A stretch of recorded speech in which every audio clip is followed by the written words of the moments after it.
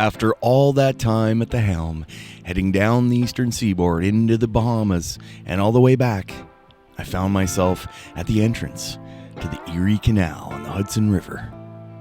In this video, we're going to get back into freshwater, headed towards the Great Lakes, so stick around.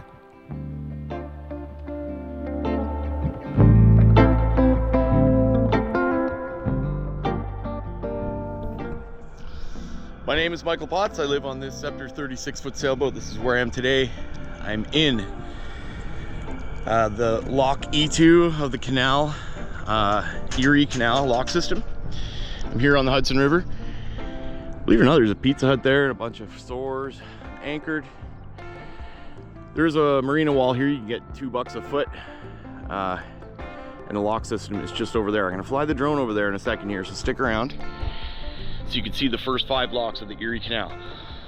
So after, under 10,000 nautical miles and 6 years of being on this boat, we successfully are back where we started essentially.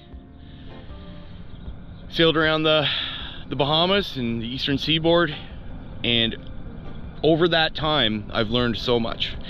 And the whole idea behind this channel is that I'm gonna pass that information on to you guys. What have I learned?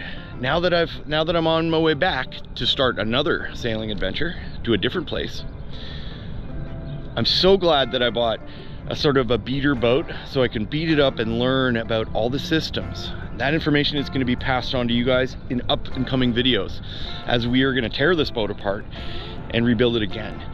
This time knowing all the systems on the boat that's really needed for a boat to go over 1,000 nautical miles. All right, so stick around, hit the subscribe button, hit the like button, share a video, and if you're really into these videos, join my Patreon channel. All right, if you want to come along with me on this journey. This is what I plan on doing for the next 10 years or so. I plan on sailing this boat even further. Now I want to cross oceans. We went down the eastern seaboard into the Bahamas, all the way back. We're here in New York. Let's get through this lock system, but cue the drone shot. I'm gonna fly the drone over the locks here so you can have an idea what it looks like. Let's get into the video. Beneath us, winding through the heart of New York State, is one of the greatest engineering feats in American history, the Erie Canal. Built in the early 19th century, this waterway forever changed commerce and transportation, turning New York City into the economic powerhouse it is today. Before the canal, moving goods from the Atlantic coast to the Great Lakes was slow, expensive, and grueling. Overland travel meant weeks on rugged trails, but in 1817, an ambitious project began, a canal that would carve a path from the Hudson River to Lake Erie, cutting through 363 miles of wilderness, swamps, and rocky terrain. When the Erie Canal officially opened in 1825, it was dubbed the 8th wonder of the world. Using a system of 83 locks, the canal lifted boats an astonishing 568 feet in elevation, allowing ships to travel from the Hudson River all the way to the Great Lakes. This engineering marvel drastically reduced transportation costs, transforming cities like Buffalo, Rochester, and Syracuse into booming trade hubs. The lock system itself is a brilliant piece of engineering. Each lock is essentially a water elevator, using gravity and a series of gates to raise or lower boats between different elevations. The system was so effective that even as technology evolved, its design remained largely unchanged. Today, the Erie Canal is no longer the bustling artery of commerce it once was, but it remains an iconic waterway for recreational boaters like myself. What was once a lifeline for trade is now a passageway for adventurers seeking a slower, more historic route through New York's countryside. Stay tuned as I take you through the Erie Canal's legendary lock system.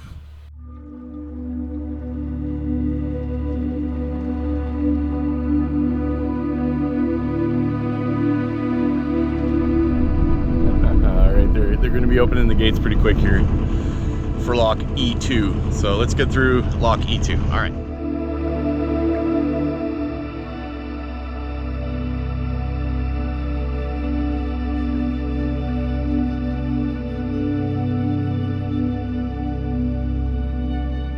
So what have I learned going through this lock system twice now? Well, for one thing, get yourself a painter's pole. Get yourself one big, massive pole, at least 10 or 15 feet long. Okay, so you can use it as a prod to make sure that your boat doesn't smack off the side of the canal. Put a bunch of fenders down. Make sure you have fenders on both sides, because some of the canals make you go in on the port or the starboard. It's dependent on what the lockmaster wants you to do. Now, I was the absolute last person to go through the lock system in 2024, headed towards up towards Lake Erie and Lake Ontario. So there's no boats here. It was pretty rare that I even saw any boats on the canal, because this is like the last week that the canal was open.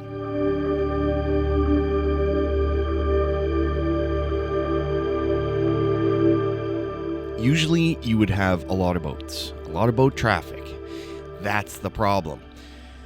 You're not really concerned about damaging your boat. You're concerned about damaging someone else's vessel. It could be a big, huge, massive motor yacht that's worth millions of dollars. The last thing you want to do is, have your mast scratch another vessel, or your mast gets caught in something. And so be careful. You can do it single-handed. Believe me, I've done it. But you need a good set of gloves. Okay, and those gloves are going to get soaked. They have these ropes that dangle down the side of the slimy canal lock wall. And what you want to do is grab onto those ropes and just keep your boat in position as you're going up. Let the fenders scratch off the slimy wall as it brings you up and up to the top, and you'll be fine. Make sure you got yourself a handheld radio and a spare, because you're going to be using it all day long. Make sure you got your chargers and everything that you need.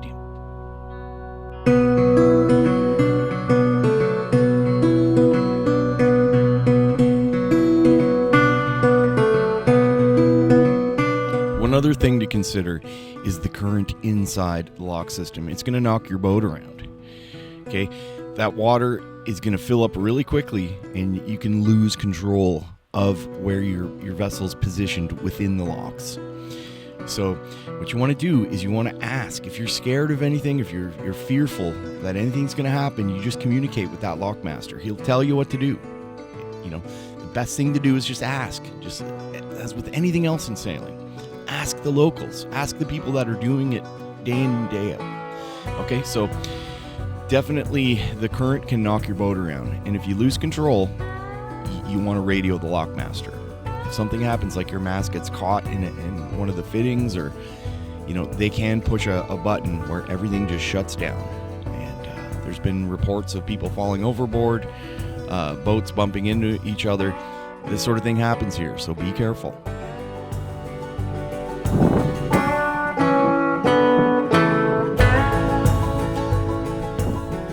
All right, we did 9 locks today. We're at the Amsterdam Lock and Dam, number 9. And that's it. I'm beat from that day. Wow, it's cold out here. I'm not like that, I must say. We'll make our own decisions in life.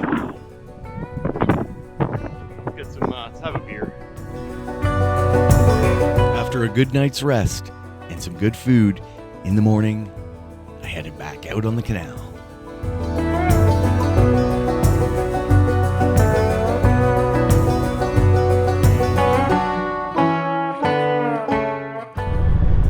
We are back on the canal again, past Lock 9. Look at this beautiful New York State mountains. I can hear machine gun fire, typical America, right now in the bush there. Hopefully I won't get hit by a bullet. So, I just talked with Oswego Marina.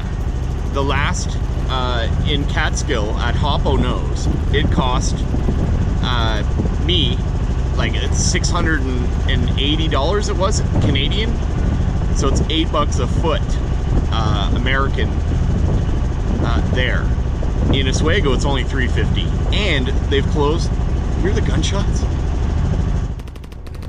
Somebody's firing a machine gun. And so that's a really great deal. $350 a foot works out to, I think it's $182 or something American. So for me, that's like whatever, $360, or it's a lot better of a deal. It's like half price, so less than half price. So that is a great thing. As right now I'm super low on funds. I mean, you know, I wouldn't have been able to do this without you guys. The YouTube ad revenue and the Patreon, all the donations, guys, thank you very much. The good news is I do have a place to go and winter, and I'm going to be doing some work on the inside of the boat. I'm going to need to cover this boat. I'm going to put the mast back up. I have like a winter cover for this, and we're going to use heat shrink to make a door, and we'll be at a marina. And that's when the work's going to begin on this boat over the winter.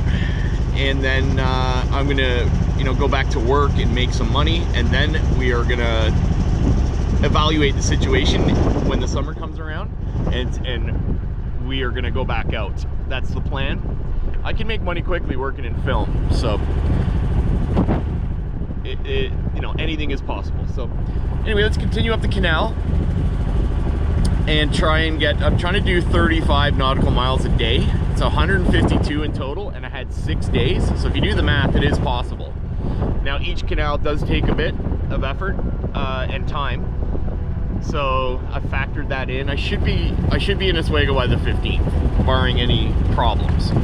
All right, I gotta get oil. I gotta stop and get oil and diesel, so that's something I need to do as soon as possible. Let's keep on going.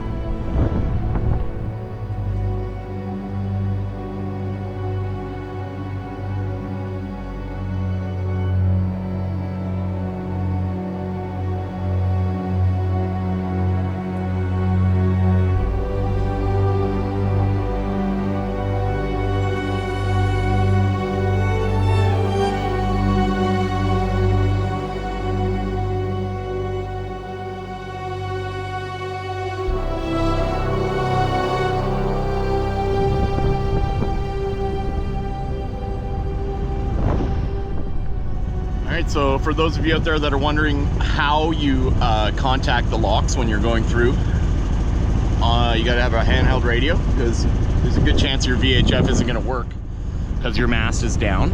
So you gotta have a handheld radio, okay? And it's on channel 13. So we know this is lock 10, so let's give them a call. Lock 10, lock 10, lock 10. This is the Sailing Yacht EV on 1-3 approaching from the southeast. Come in, over.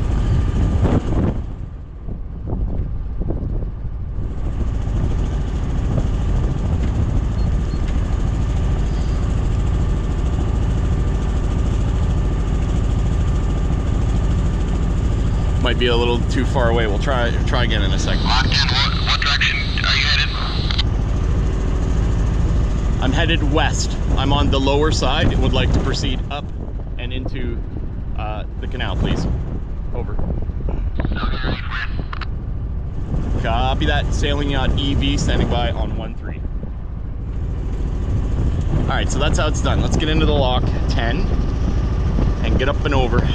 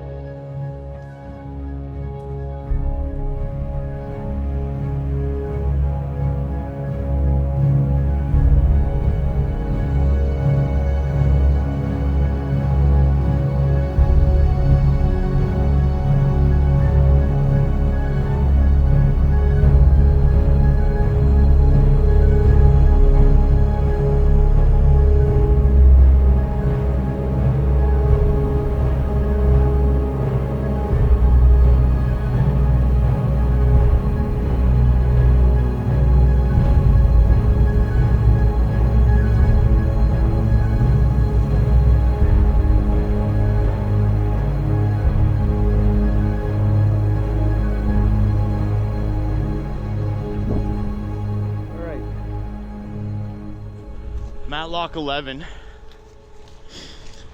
and I need oil, I need engine oil.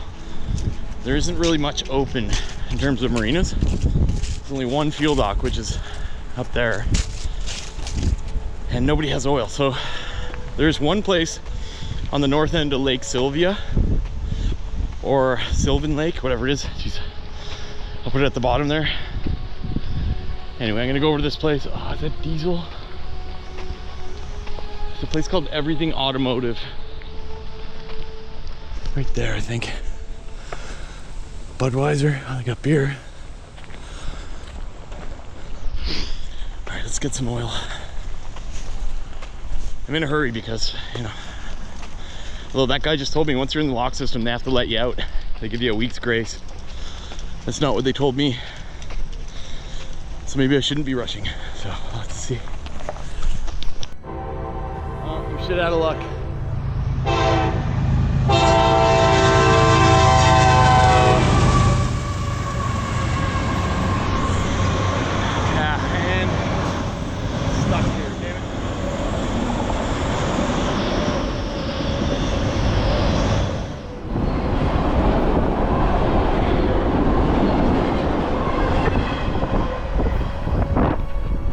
Crazy.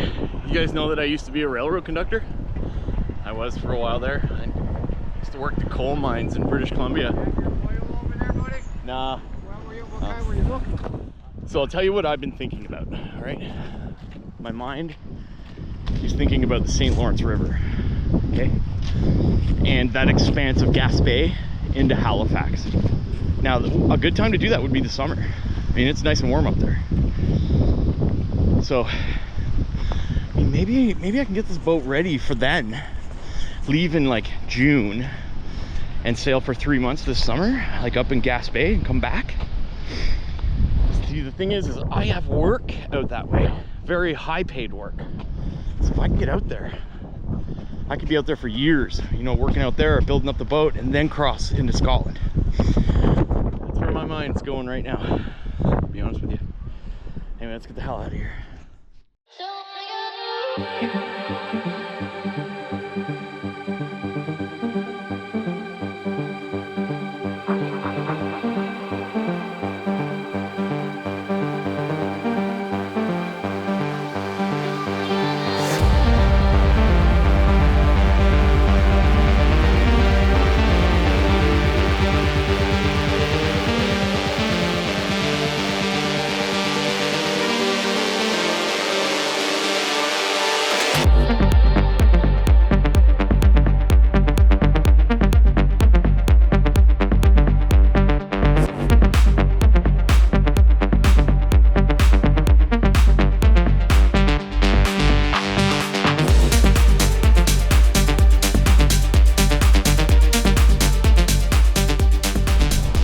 Behind me is lock 14, okay?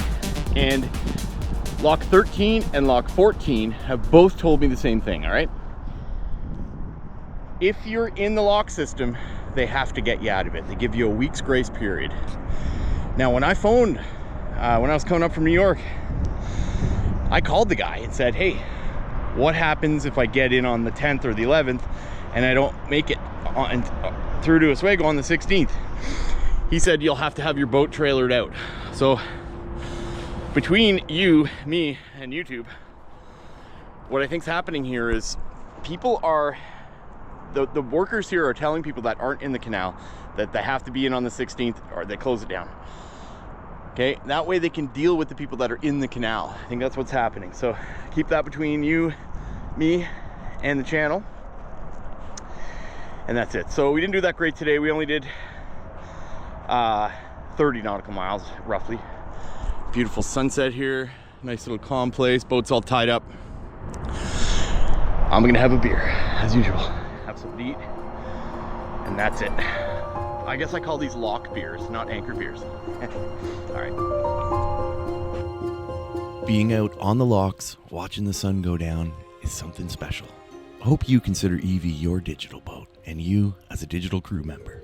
Join me next week as we continue into the Oswego Canal and eventually Lake Ontario. So stay tuned for that video on Sunday at 8:45 a.m. That's it for this video. Captain Michael signing out.